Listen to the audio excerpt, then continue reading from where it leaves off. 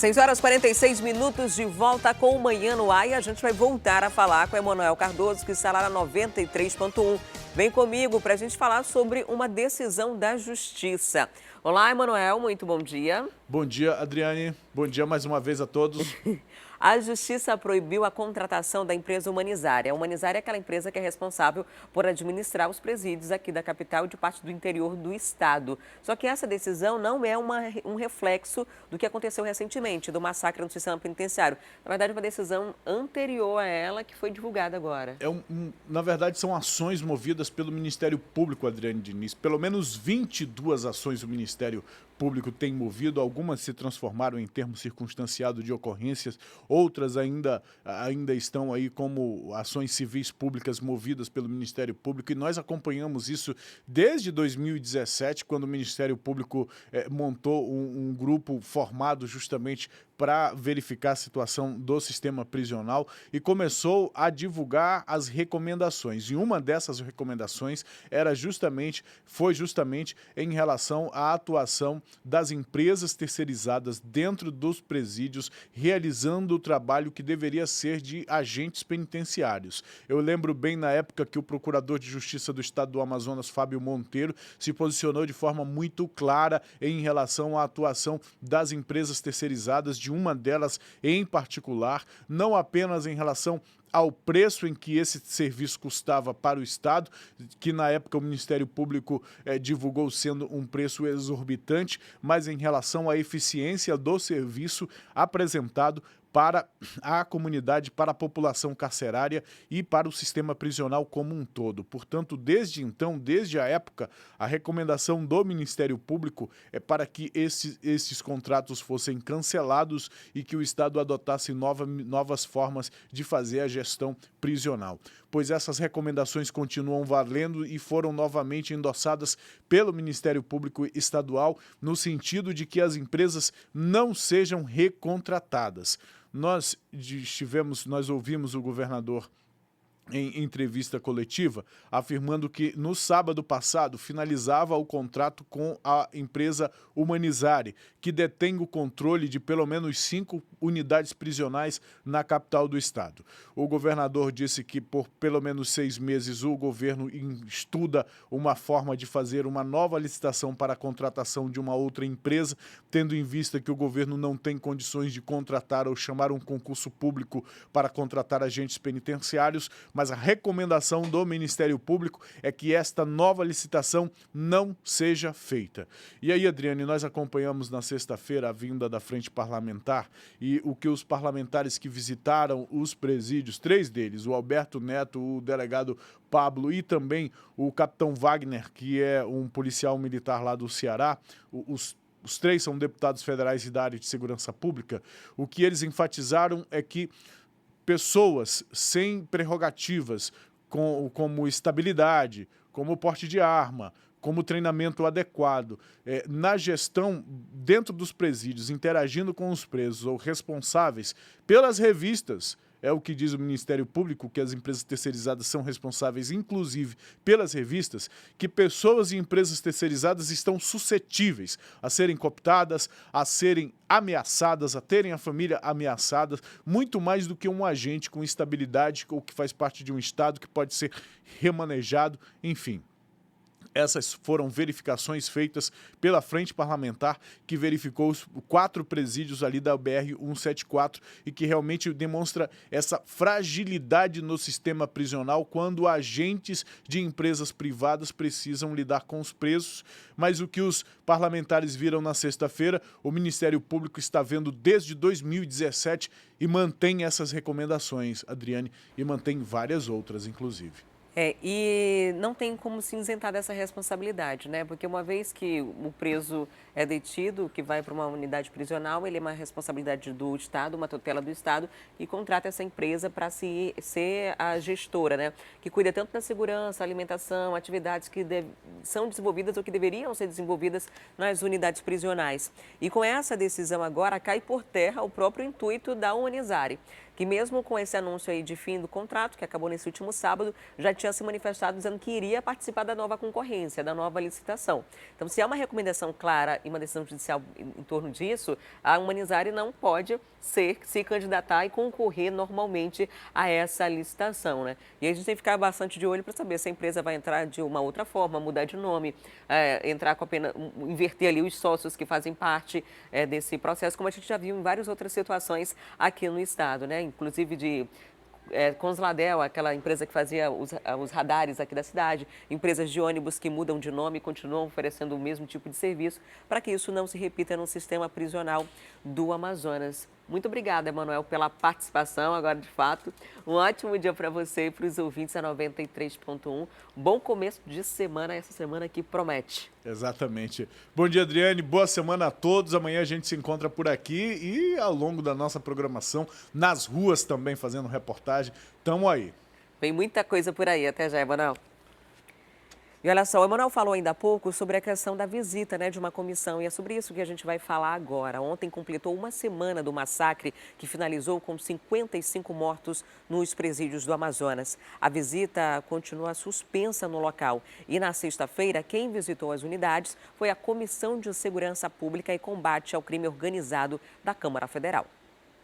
Foram 3 horas de visita e os parlamentares percorreram todos os presídios. A comissão contou com a presença dos parlamentares do Amazonas, o capitão Alberto Neto, presidente da Frente do Sistema Penitenciário, e do delegado Pablo, além de um deputado federal do Ceará, o capitão Wagner Souza. O primeiro presídio visitado foi o Cumpage, onde no último domingo foram mortos 15 presos. O que aconteceu nesse massacre agora é que a própria facção, a FDN, ela teve um racha dentro dela e os membros estavam todos dentro da cela no segundo dia. No primeiro dia era a visita, onde aconteceu onde levaram a informação que era para acontecer os crimes, os homicídios. E no segundo dia foi muito difícil ter uma solução rápida e eficiente, porque todos os presos estavam dentro da mesma cela. O deputado antecipou que um dos principais problemas identificados pela comissão foi o baixo efetivo de agentes. Foi claramente visualizado que precisa investir mais em concurso público e criar um grupamento de agentes penitenciários treinados, equipados, com plano de carreira, para que ele possa fazer esse controle do preso, não só em momentos de crise, mas esse controle tem que ser contínuo. Após a visita, a comissão irá elaborar um relatório onde deve apontar os pontos positivos e negativos no sistema penitenciário do Amazonas, para posteriormente cobrar do governo federal recursos que serão aplicados em reformas, compras de equipamentos e também nos treinamentos de agentes penitenciários.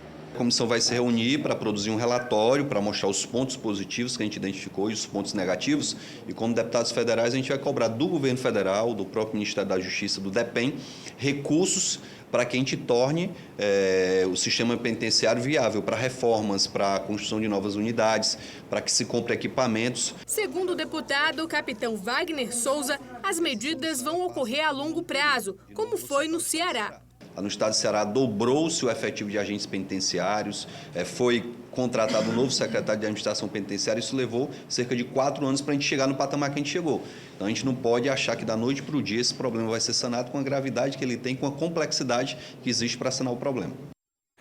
E agora são 6 horas e 55 minutos. 2 execuções aconteceram nesse fim de semana aqui em Manaus e elas podem ter relação com a rixa das facções. Em um dos casos, uma criança presenciou a morte do pai. A Juliana Silva está ao vivo, vai trazer detalhes desses assuntos para a gente. A gente vai conversar com ela agora. Olá, Ju, muito bom dia. Qual a dinâmica desses crimes que estão sendo investigados agora? Olá, Adriane, muito bom dia para você. Bom dia para você que nos assiste através da TV Crítica, aqui no programa Manhã no Ar. Olha, o primeiro crime aconteceu lá na Cidade de Deus, na zona leste de Manaus. A vítima, de 37 anos, é Edmilson de Moraes Ferreira. E ele foi morto na frente do filho de apenas 7 anos, que, segundo informações, a criança ainda implorou para que o pistoleiro parasse de atirar. Aconteceu quando Edmilson estava na frente de casa com um familiar e mais um amigo. Esse amigo, conhecido como Naldo, ele conseguiu fugir, apesar de ter sido atingido com um disparo na coxa. Um pistoleiro chegou a pé e começou a falar aí com a vítima, com Edmilson, e depois, logo em seguida, ele começou a atirar. Foram tiros a queima-roupa. Esse crime está sendo investigado pela Delegacia Especializada em Homicídios e Sequestros e vai ser aberto aí um inquérito policial. O outro acontecimento relacionado também à morte, como você muito bem falou, Adriane, aconteceu ali no Beco Girassol, na comunidade São Lucas, no bairro Tancredo Neves. Douglas Mouzinho Maciel, de 33 anos, ele era ex-presidiário e respondia na justiça por porte ilegal de armas e tráfico de drogas.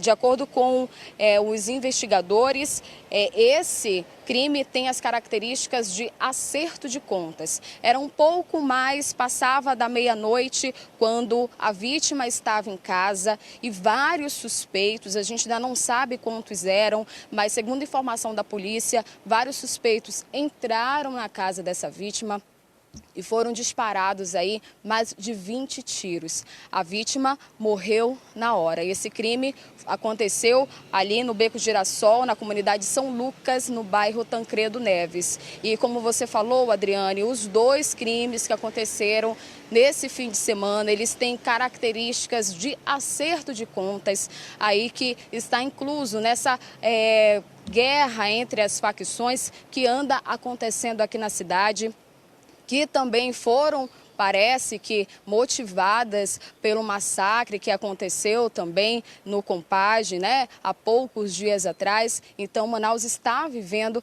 essa onda de criminalidade, estão acontecendo alguns fatos aqui na cidade com essas características de acerto de contas. Eu volto com você. Obrigada, Juliana, pelas informações. Esse tipo de crime o crime de execução é muito comum no tráfico de drogas, né? Infelizmente, a gente tem vários registros relacionados dessa forma. Agora, eu penso nessa criança de 7 anos que presenciou o pai morrer, né? Suplicou ali pela vida dele. E é um trauma que vai se levar, infelizmente, para o resto da vida. E é o reflexo do que o tráfico de drogas faz em uma sociedade. Muito obrigada, Juliana. Até daqui a pouco. Daqui a pouco a gente volta a conversar sobre outros casos da área policial.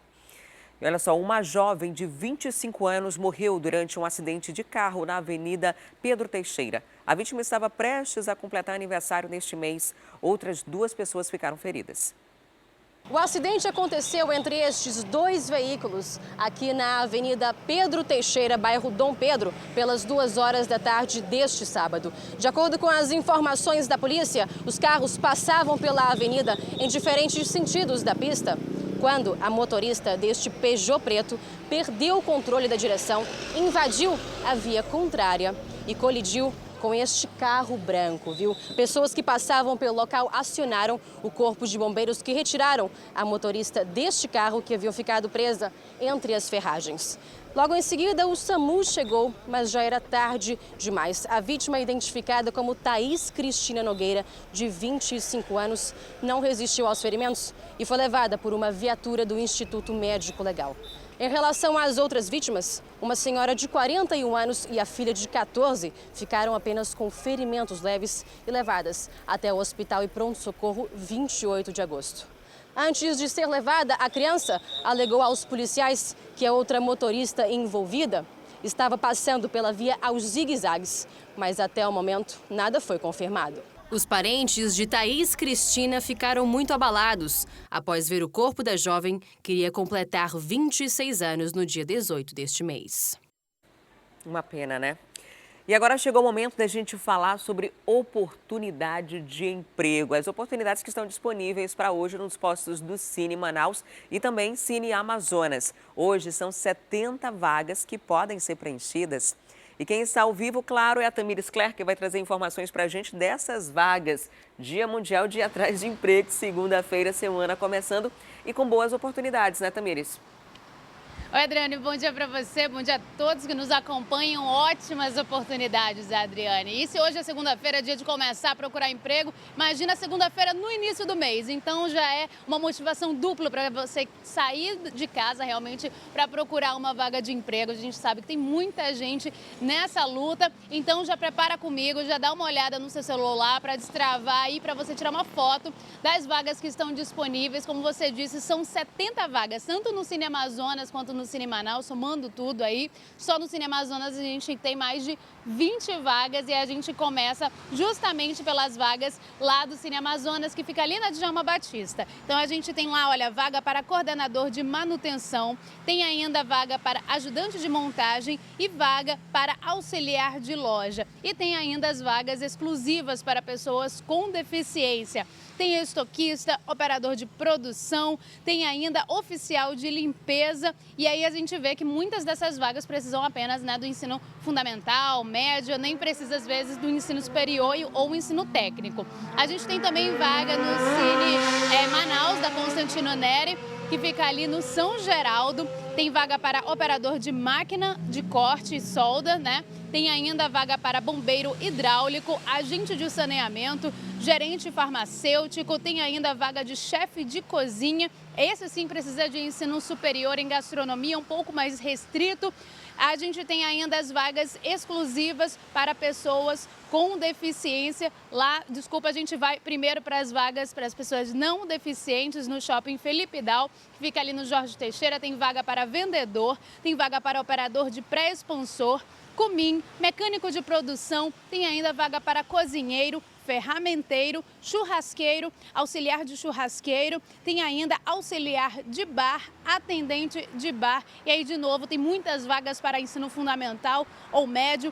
E aí as vagas, agora sim, as vagas exclusivas para pessoas com deficiência. Tem vaga para motorista de caminhão, lavador de veículos e vendedor externo. E além dessas vagas que tem lá no Cine Manaus, né, você pode achar também no Cine Amazonas e tudo mais, você pode acessar o site da Centep e já dar uma olhada ali nas vagas e também nos cursos que estão disponíveis. Então você acessa o centep.manaus.am.gov.br. Lembrando que os dois cines, Manaus e Amazonas, funcionam em horários diferentes. O Cine Manaus funciona das 8 horas da manhã até as 2 horas da tarde. O Cine Amazonas das 8 às 5, precisa chegar um pouquinho antes, às 7, para que você seja atendido e tem que levar todos os seus documentos atualizados. É importante que você leve o seu RG, CPF, comprovante de residência, carteira de trabalho com o PIS. No caso dos homens, leva também o certificado de reservista. E no caso das pessoas com deficiência, tem ainda que levar o laudo médico para atestar o tipo de deficiência que tem. E, claro, todos os certificados e diplomas, né, que você acumulou ao longo da vida, para que você possa realmente comprovar aquilo que você colocou no seu currículo. E além dessas vagas que eu citei ainda, a Censa, Secretaria Municipal de Saúde, está com vagas abertas no site, né? Abri um edital já para convocar, para tentar contratar novas pessoas para trabalharem nas UBSs. Alguns funcionários, eles saíram em maio, né? E desde lá a Censa já está procurando os funcionários para repor essas vagas. Então tem de clínico geral, por exemplo, de técnico. Se você tiver alguma dúvida, é só acessar o site da Censa, que é o censa.manaus.am.gov.br. Os salários variam de 2.400 até 8.000 e um pouco mais. É realmente bem atrativo. E olha, hoje, né, a gente traz aí no nosso quadro especial da Vaga é Sua, uma profissão que pouca gente conhece. Então, se você estiver aí procurando uma profissão, não sabe ainda, que tal conhecer com a gente um pouco da profissão de maître? Vamos ouvir.